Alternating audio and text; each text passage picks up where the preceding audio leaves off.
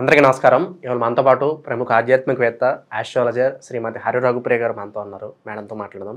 Madam నమస్తే madam. నమస్తే అమ్మా. మేడం, ఈసారి సుబ్రహ్మణ్య షష్ఠి ఎప్పుడు వచ్చింది? దీన్ని మనం ఎలా సెలబ్రేట్ చేసుకోవాలి? మరి ఆ రోజు పూజ విధానం ఎలా ఉండాలి? చేయాల్సిన పనులు ఏంటి, చేయకుండా పనులు ఏంటి మాకు తెలియజేయండి మేడం. సుబ్రహ్మణ్య షష్ఠి డిసెంబరు 7వ తారీఖు. యాక్చువల్గా స్కంద షష్ఠి అంటే సుబ్రహ్మణ్య షష్ఠి అంటాము.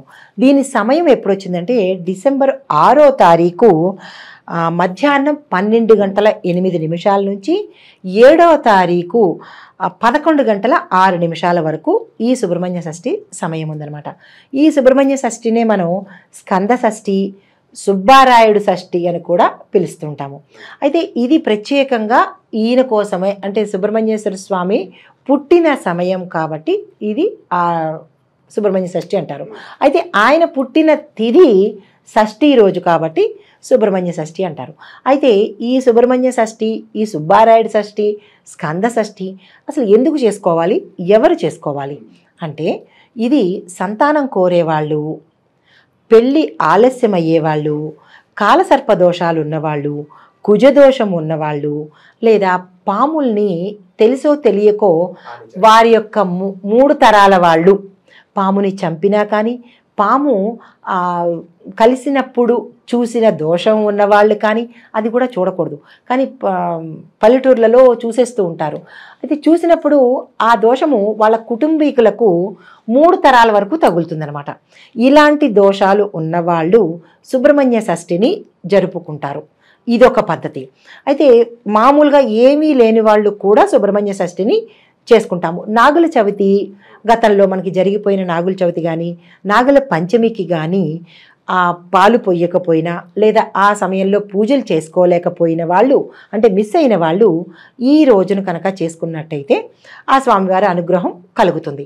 అయితే ప్రత్యేకించి వీళ్ళు చేసుకుంటే వచ్చే ఫలితం ఏంటి అని అడిగితే, ఇందాక మనం అనుకున్నట్టుగా సంతానం సరిగా లేని వాళ్ళు చేసుకుంటారు. ఆ స్వామికి విధి విధానంగా ఆయనకి ఇష్టమైనది ఏంటంటే చలివిడి, అంటే చిమ్మిలి అంటాం కదా, నువ్వుల పప్పుతో బెల్లం వేసి పెడతారనమాట. అది ఆయనకి నైవేద్యంగా పెడతారు. పాలు పుట్టలో వేసుకుంటాము. పుట్టలోకి వెళ్ళి అక్కడికి చేసుకోలేని వాళ్ళు ఇంట్లోనే ఆ స్వామి విగ్రహం పెట్టుకుని పూజ చేసుకుంటాము. అయితే వీళ్ళు కాకుండా నాగవంశీయులు, అంటే ఇంటి పేరు నాగతో, అంటే పెట్టుకునే పేర్లు నాగతో స్టార్ట్ అయిన వాళ్ళు కూడా ఈ పండుగను తప్పనిసరిగా చేసుకుంటారు. ఇంకొకళ్ళు కూడా ఎవరంటే పిల్లలు పుట్టిపోతూ ఉన్నవాళ్ళు కూడా ఉంటారు. అంటే గర్భస్థ దోషాలు ఉన్నవాళ్ళు కూడా సుబ్రహ్మణ్య షష్ఠిని చేసుకుంటారు. అయితే ఎలా చేసుకోవాలి అనేటట్టయితే కనుక, ముందు రోజే 6వ తారీఖే మధ్యాహ్న సమయంలో వచ్చింది కాబట్టి సాయంత్రం పూట తలస్నానం చేసి, మళ్ళా తిరిగి 7వ తారీఖు కూడా తలస్నానం చేసి, ముందు రోజు చేసినప్పుడు సాయంత్రం పూట వెళ్ళి పుట్ట దగ్గరికి వెళ్ళి పాలు పోయడం కానీ, లేదా అభిషేకాలు చేసుకోవడం కానీ, జంట నాగులు ఇది ఉంటుంది కదా, అక్కడ అభిషేకం చేసుకుని వారి యొక్క దోషాలు ఏవైనా ఉంటే అవి నివారించుకుంటారు. అదొక ప్రక్రియ. తెల్లవారి మనకి 11:06 మనకి షష్ఠీ ముహూర్తం అయిపోయింది, తిథి అయిపోయింది. కాబట్టి ఏం చేసుకోవాలన్నా కానీ ముందు రోజు సాయంత్రం కానీ, తదుపరి రోజు ఉదయం కానీ ఈ పూజలు చేసుకోవచ్చు. తర్వాత కొంతమందికి బియ్యం పిండితో కానీ, గోధుమ పిండితో కానీ అక్కడికి వెళ్ళలేని వాళ్ళు, అవకాశం లేని వాళ్ళు, ఇంట్లో వృద్ధులు ఉంటారు, వారు అక్కడికి వెళ్ళలేరు.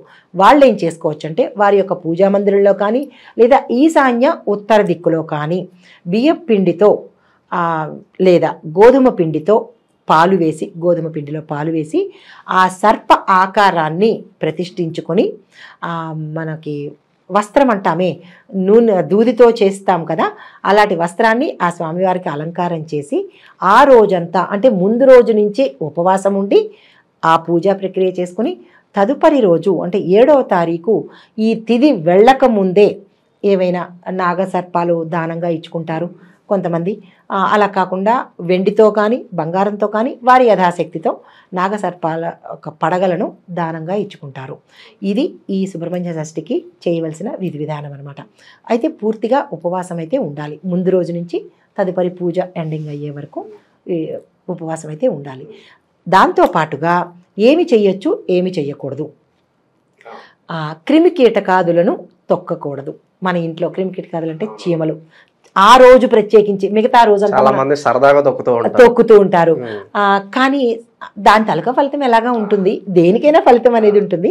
అయితే ఈ రోజు ఈ వ్రతం చేసుకునే వాళ్ళు, సుబ్రహ్మణ్య షష్ఠి గురించి పూజ చేసుకునే వాళ్ళు చీమలు కానీ నల్లులు కానీ దోమలు ఏ క్రిమికీటకాదులనైనా ఆ రోజు తొక్కకూడదు. అది తప్పనిసరి నియమం అనమాట. అయితే మరి ఆ స్వామివారికి ఇంకా ప్రత్యేకంగా ఏం చేయాలి అంటే భార్యాభర్తలు ఇది పాటించాలి, బ్రహ్మచర్యం పాటించాలి. తప్పనిసరిగా ఆ రోజు బ్రహ్మచర్యం పాటించాలి. పిల్లల చేత పిల్లలు ఉన్నవాళ్ళు పిల్లల చేత పిల్లలకు కావలసిన వాళ్ళకి వీరు ఏదైనా ఇచ్చుకున్నట్టయితే, ఇప్పుడు సంతానం కావాల్సిన వాళ్ళు, సంతానం ఉన్న వాళ్ళు వాళ్ళ బంధువులు అవ్వచ్చు, బయట వాళ్ళు అవ్వచ్చు, వాళ్ళకి ఈ పిల్లల పేరు మీద మాకు సంతానం కావాలి అని వస్త్రదానం కూడా చేసుకున్నట్టయితే, పిల్లల బొమ్మలు కానీ పిల్లల తాలూకా చిన్న చిన్న బట్టలు ఉంటాయి కదా, అవి వాళ్ళకి బొట్టు పెట్టి ఇచ్చుకోవడం కూడా చేసుకుంటారు. ఇవన్నీ రకరకాల ఎవరికి ఏది అనుకూలంగా ఉంటుందో అది చేసుకుంటారు. మేడం చాలా మందికి కల్లో పాములు కనిపిస్తూ ఉంటాయి, కొంతమంది తెలియదు అది మంచా చెడా అని సందేహం ఉంటుంది. నిజంగా మరి అది మంచి సంకేతం అంటారా, చెడు సంకేతం అంటారా కల్లో పాములు కనిపించడం? అవును, కల్లో పాములు కనిపించడం చాలా మంచి సంకేతం అది. అయితే కనిపించే విధానాన్ని బట్టి కూడా మనం దుష్ట స్వప్నమా లేకపోతే సుస్వప్నమా అనేది మనం నిర్ణయించుకోవచ్చు. అయితే కాటు వేసి రక్తం చూసినట్టయితే మనకి అదృష్టం కలిసి వస్తుందని ఒక సంకేతము. అయితే గతంలో మనకి ఏమైనా నాగకు సంబంధించిన దోషాలు ఏమైనా ఉంటే, తెలిసి కానీ తెలియక కానీ దోషాలు ఉంటే ఆ దోషాలు ఆ రోజుతో పోయాయి అని. అయితే ఇలాంటి స్వప్నము వచ్చిన వారు ఎవ్వరికీ చెప్పకుండా ఆ నాగేంద్రుడిది అష్టోత్తరం కానీ ఏదైనా వినడం కానీ లేదా స్వామిని తలుచుకోవడం కానీ చేస్తే ఆ పుణ్యం అంటే ఆ ఫలితం మన దగ్గరే ఉండిపోతుంది.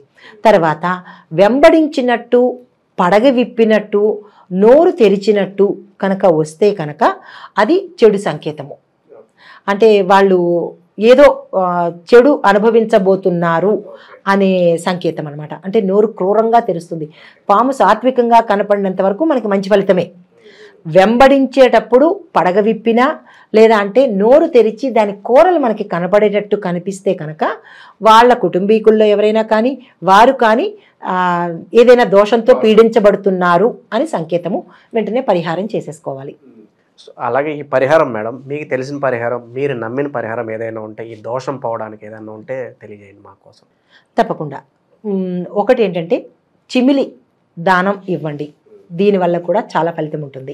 చిమిలి ఎందుకు అంటే అది చలవ కాబట్టి సంతానం కావాల్సిన వాళ్ళు చిమిలి యథాశక్తి 1 కేజీ పావు కానీ లేదా దానిలో తదర్థం కానీ మన ఈ చెయ్యి నిండేటట్టుగా ఒక ఉండ తయారు చేసుకొని 2 చేసుకోండి. అలాంటి ఉండలు 2 చేసుకొని ముందు మీ కడుపుకు పెట్టుకొని తర్వాత ముత్తైదుకి, పిల్లలున్న ముత్తైదుకి దానంగా అంటే ఆవిడ ఊళ్ళో పెట్టండి. ఈ ప్రక్రియ కూడా మీకు తొందరగా పిల్లల్ని కలగజేసే అవకాశం కనబడుతుంది. లేదు వివాహం ఆలస్యం అవుతుంది అని అనుకున్న వాళ్ళు నాగపడిగను ఒక కన్నె పిల్లకి ఇచ్చేయండి.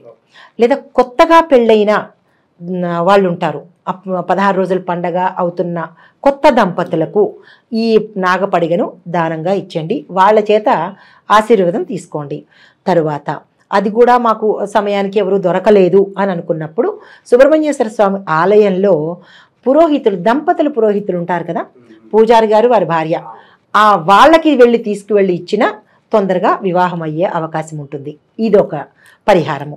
అయితే పిల్లలు పుట్టిపోయి ఉన్న వాళ్ళకి, గర్భశోకం ఉన్న వాళ్ళకి వాళ్ళు ఏం చేస్తారంటే కుమారస్వామి అంటే స్కందుడు ఉన్న కుటుంబంతో ఉన్న పటం ఒకటి ఉంటుంది. శివుడు, పార్వతీదేవి, స్కందుడు, సుబ్రహ్మణ్యేశ్వర స్వామి, కింది వారి వాహనాలు, ఇలాంటి పటాన్ని తీసుకుని గుళ్ళో ఇచ్చేసిన లేదంటే గుడి ప్రాంగణంలో పెట్టి వదిలేసినా కానీ ఇట్లాంటివి పోతాయి. స్వామివారికి అభిషేకం చేసుకుంటే కనుక ఎవరైతే ఈ గర్భస్థ దోషాలు ఉన్నాయో వాళ్ళు స్వామివారికి అభిషేకం చేసుకుని వారి సంకల్పాన్ని చెప్పుకుంటే ఆ మన్ను తీసుకొచ్చి పొట్టకి రాసుకోండి. పుట్టమన్ను ఉంటుంది కదా, పొట్టకి కొంతమందికి చెవి వేధాలు ఉంటాయి, కర్ణ వేధాలు అంటే చెవిలో సంథింగ్ ప్రాబ్లమ్స్ ఉంటాయి, అన్నిటికీ ఇది ఒక ఔషధంలా పనిచేస్తుంది అనమాట. అది ఎవరెవరికి ఏ బాధలు ఉంటుందో చెవికి సంబంధించిన వాళ్ళు చెవి దగ్గర పెట్టుకుంటారు. లేకపోయినా కానీ మనకి చిన్నపిల్లలకి పెడుతూ ఉంటారు, పెద్దవాళ్ళు పెట్టుకుంటుంటారు. ప్రత్యేకించి గర్భస్థ దోషాలు ఉన్న వాళ్ళు కనుక ఆ పుట్టమన్ను గర్భం దగ్గర అంటే మన పొట్ట దగ్గర పెట్టుకున్నట్టయితే కనుక తొందరగా పండే అవకాశం, కడుపు పండే అవకాశం ఉంటుంది.